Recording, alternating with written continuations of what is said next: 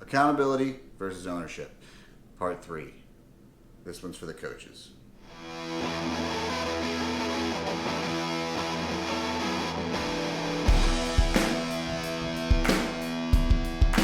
Hey guys, Jeb Stewart Johnson here. All right, part 3 of this accountability versus ownership talk. This is really geared more towards coaches than it is to clients, but it'll work kind of for everyone. You can understand some of the principles that go into this if it's just something you're interested in your daily life. Because again, we're not just clients or employees or whatever.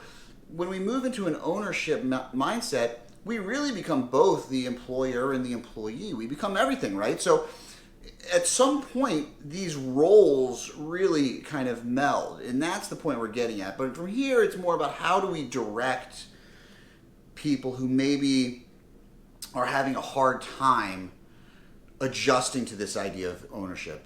People that are having a hard time understanding that it really is us that direct our own change and it's not someone from the outside. That's the hard part. So again, any of us who work in change, whether it be through fitness, nutrition, whatever it is, we understand that people are very resistant. People are very frightened by change. Homeostasis is the human condition. We do not want to change. So we're going to fight it in whatever ways we know how. This becomes really evident, in both from a physiological and a psychological standpoint, dealing with weight loss clients. I think one of the most important things to understand here is that we have to utilize both accountability and ownership. Because ownership's the goal, but we have to help move people along that continuum. And to start off from that area of accountability and that external motivation that we provide is going to be very important, because that's going to give them the initial stimulus to help move along that line. But there's 3 things I think that really help to push that process forward a little faster, to move that needle, that continuum, a little bit more aggressively, while still allowing people to feel safe. All right? So number 1, this is kind of really in any kind of change psychology, any kind of change mindset stuff, this is going to be a huge aspect, and that's autonomy. If you want someone to own the progress, the process, the program, they need to have some autonomy. You cannot dictate ownership. You cannot dictate progress. People have to encounter it themselves. They have to develop it.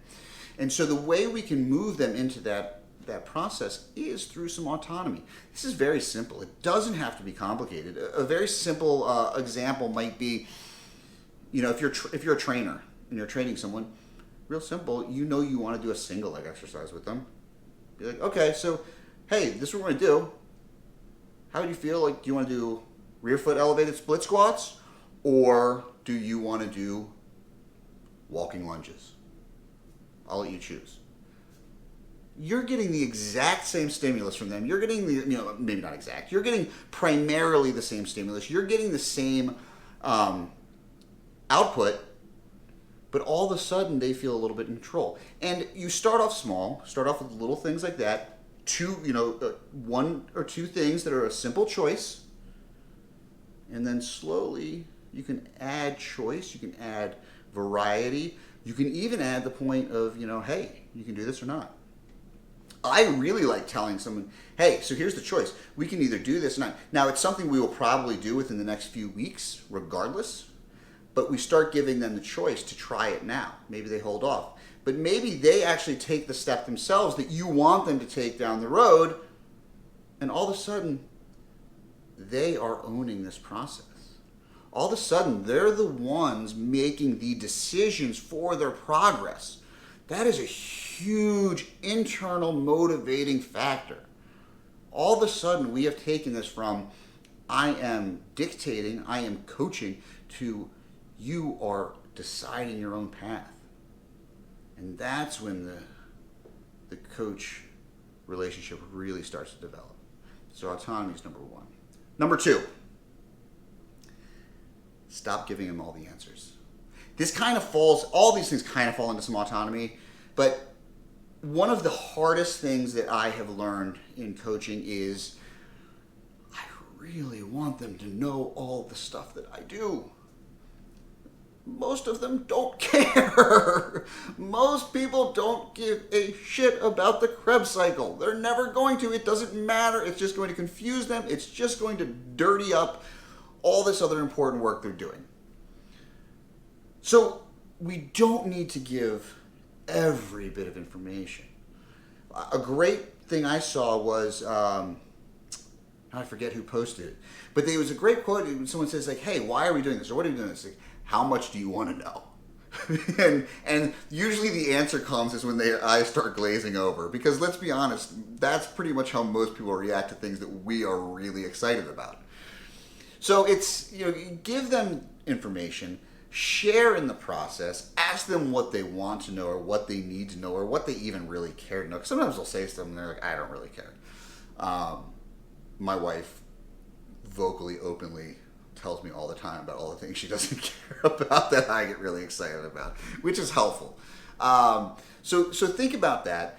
And the other side of this same thing is when someone asks you a question, don't necessarily give them the answer. Allow them the chance to give you the answer. Because a lot of times the question isn't about, hey, what should I eat? The question is, I'm feeling insecure. How do I start to feel more secure in this situation?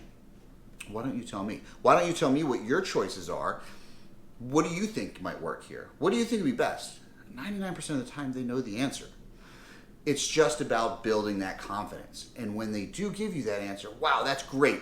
Hey, here's some other things that might help as well. Give them a little bit more. But make sure that you're letting people come to some conclusions on their own. And it also helps you find out what they know, what they've learned from you. If it's early on in the process, you can find out a little bit about what they're coming to you with, their biases, their ideas of things. That's all very important information. You're just not going to find out unless you let them provide that. So that's number two. Stop giving answers. Number three, let them make mistakes. Again, this is all kind of parts of the same thing. But small failures, when someone feels supported, are actually great learning tools. One of the things that I see a lot come up in intake forums is, I don't want a coach that's just going to be a cheerleader. I don't want someone, tell me what I'm doing wrong. I want a drill sergeant. I can tell you anytime someone tells me they want a drill sergeant, there's someone who is really afraid of confrontation. They don't want a drill sergeant. I'm not saying you give someone a free pass for every mistake they make, but you need to tell them that it's okay to make the mistakes, especially if they're trying something. In food, it's so important to be like, hey, I want you to go to this cookout and I want you to try and see how you handle it. And when they come back with their tail between their legs and say, you know what, I screwed up, I ate the chips and the dip and I did this and did that. Okay, great, that's awesome. Think back to what you would have done a year ago when you didn't have any of this knowledge. The only thing that's different now is you did this and you thought about it afterwards and said, wow, I really went over my fats and I really probably, ate things that weren't, I probably didn't support my protein, I'm not supporting my workout goals, whatever it might be. That's not a failure. All that is a learning experience. And when we can repackage that and reframe that for them, we can start to take some of that negative aspect of failure away and say, right now you're supported. Right now I've got you. So this is the time to fail. This is the time to make mistakes.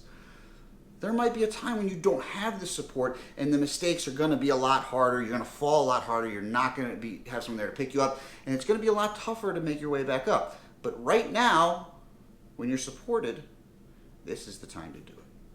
And I think that if we can make people feel more comfortable making mistakes, they're going to learn more about the process than if they go through it perfect. I'm always nervous about someone who never does anything wrong. I either think they're lying to me or there's a big blowout ahead, because we are all imperfect beings. There's a few of us out there that are robots. People accuse me of being robotic. Ask my coach. It's not at all the case. I'm consistent enough over long enough time that my mistakes are much less detrimental to me, because they're also not very big. I've made enough of them over time that I've whittled down. My mistake tree went from, it's like a Christmas tree. It went from here. Now, my mistakes are so much less damaging because they were so damaging for so long. But I think it's really important here is that we can let people make mistakes, we can let people fall, and again, that comes down to autonomy. The further down the scale we get towards ownership, the bigger the leash needs to be, and the more we need to give people that freedom. But there's your three things. If you're a coach and you're working with someone in any kind of change sphere, I really think that if these three things can really help you move from that accountability mindset to that ownership mindset with them. And it's going to take time, and it's going to take cajoling, and it's going to take you being patient with them and them being patient with you. But once that happens, you'll see a sea change, and you'll see them, everything about the process change. So give them some autonomy. Stop giving them all the answers and let them make mistakes, and you'll see a complete shift. All right? Thanks a lot, guys.